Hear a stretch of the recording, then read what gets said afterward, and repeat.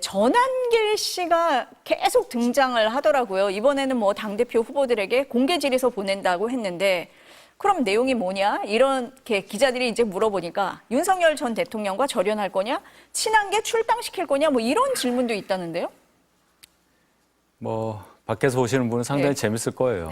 특히 오늘 전한길 씨 등 4명의 일명 좀 오른쪽에 치우친 유튜버들과 장동혁 의원이 합동 방송을 했어요. 드디어 이미 했습니다. 했습니까? 드디어 했습니다. 예, 그 사진이 나왔으니까. 별로 이렇게 본부는 많아 보이지는 않아요. 그 조회수랑 이렇게 보니까. 그래도 결국 그 자리가 있었다. 거기서 분명히 그런 얘기가 제가 보지는 않았는데 그런 얘기가 있었을 것이고 굉장히 결정적인 질문들이잖아요. 윤 대통령과 절연할 거냐, 한동훈 대표 또는 그와 가까운 사람들 출당할 거냐, 부정성 어떻게 생각하느냐. 맞아요. 그 질문도 있었다고 하더라고요. 이 세 가지란 말이에요. 그럼 여기서 다 예스, 예스, 예스 나오면 그 사람은 뭐가 되는 거냐는 뭐 국민들께서 판단하실 거고. 그런데 그렇게 말씀하시는 분들의 일반적인 지지율이 국내인 지지층에서 상당히 높더라. 이게 지금 뭘 말하는 거냐. 거기에 대해서 저도 참 자괴감을 많이 느끼고 이게 재미로만 볼 일이 아니라는 것을 강조하고 싶은 거예요. 이렇게 되면 저희 당 안에 상식적인 생각을 가진 분들이 점점 더 투표에 참여할 가능성이 적어지고 그럼 그들만의 장치로 그들만의 대표를 뽑아서 그들만의 지도부를 통해서 앞으로 정치를 하겠다 이런 얘기인데 이게 과연 저희 당이 개헌과 탄핵 지나서 대선 대패하고 나서 보여줄 수 있는 모습이냐. 내년에도 선거가 있는데 앞으로 어떻게 할 거냐. 앞이 캄캄합니다. 부정선거론과 비상계엄을 옹호하는 보수 유튜버들이 주최한 유튜브 토론회. 대표적인 반탄파인 장동혁 의원을 향해 전한길 씨 등 유튜버들은 윤 전 대통령과의 관계 설정, 부정선거론에 대한 입장 등을 물었습니다. 윤석열 대통령에 대해서 어떻게 생각하세요? 부정선거에 대해서 왜 침묵하고 있는가? 장 의원은 부정선거론을 공론회장으로 이끌겠다면서 윤 전 대통령을 면회하겠다고 밝혔습니다. 적절한 시점에 면회가 허용된다면 저는 면회를 가겠습니다. 당 차원에서 보수 유튜버의 법적 대응을 지원하겠다는 약속까지 했습니다.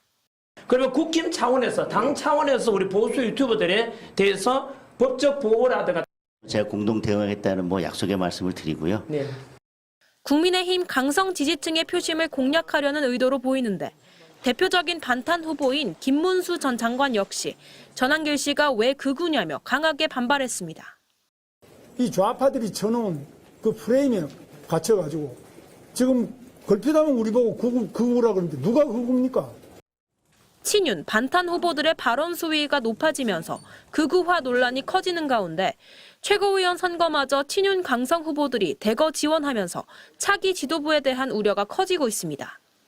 신동욱 의원과 김재원 전 최고위원 등 15명이 나섰는데 윤 전 대통령이 계엄군을 선관위에 보낸 걸 두고 과천 상륙작전이라 칭송했던 김민수 전 대변인도 출사표를 던졌습니다. 원외 인사들 대부분 윤어게인 또는 반탄파로 분류되면서 극우화 가능성이 높아진 겁니다. 조기 대선 패배 이후 당의 재정비 기회로 꼽혀온 이번 전당대회. 탄핵과 대선 패배의 아픔에도 계속되는 극우 논란 속에 기대감은 점점 사라지는 모습입니다. MBC 뉴스 김세영입니다. 당대표 후보 등록 첫날 공식 일정으로 전쟁기념관을 찾은 김문수 후보에게 기자들은 이런 질문을 던졌습니다.